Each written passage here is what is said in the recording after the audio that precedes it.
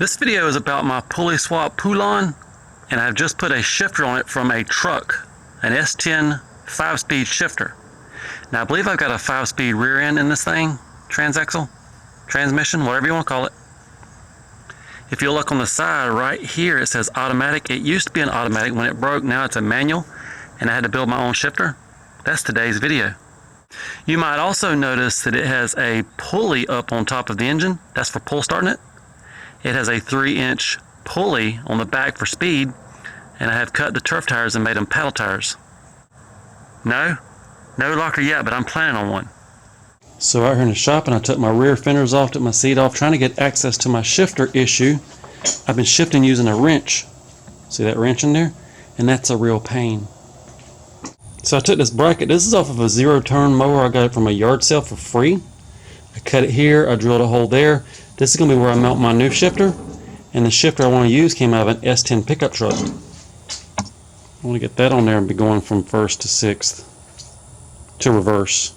Not reaching under grabbing a wrench. That's what we're working on right now. So in my homemade shifter bracket, there was a hole here. I stuck a bolt through it, and it's going to use the existing hole on this bracket. Then I just punched this hole here. I'm going to take that bolt out, replace it with this bolt, and that bracket's going to be in place. Easy.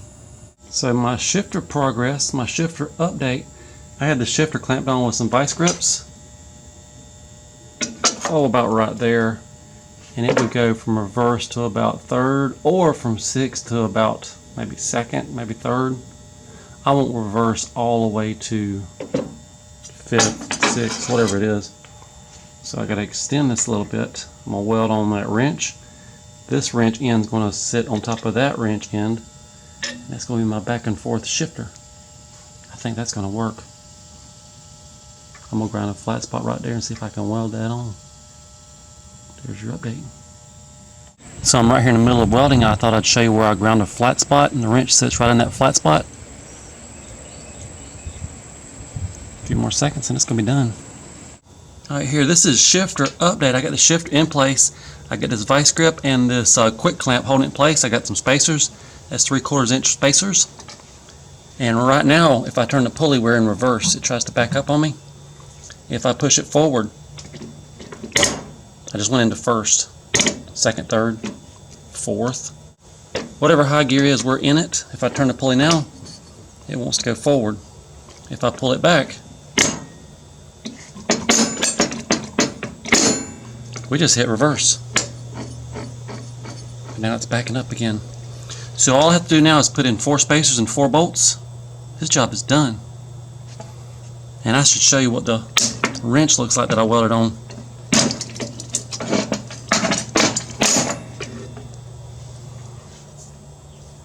That's it, all welded into place. If that falls off, we've got a problem. And the way it works out, I'm lining up on the edge of my bracket here, and the back corner goes to that bolt. I gotta find 4 bolts, 4 spacers, and 4 nuts. So now I have mounted, I have 3 bolts. This bolt has to be left out because the belt goes through there. But, watch this. There's some reverse. Then you've got, that's 1st, 2nd, 3rd, and maybe that might be even 5th. The shifter is actually working, bolted up and working. Time now for a test drive.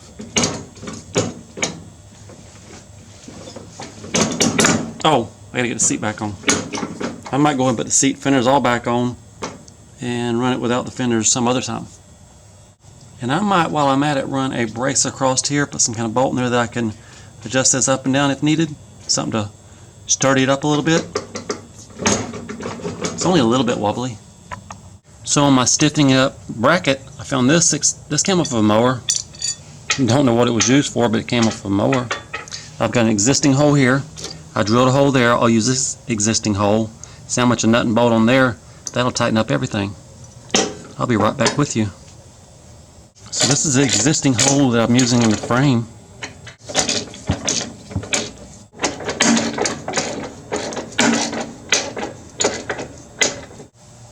And now with this brace in place and tight, the shifter system seems very, very sturdy. I'm ready to go shift some gears.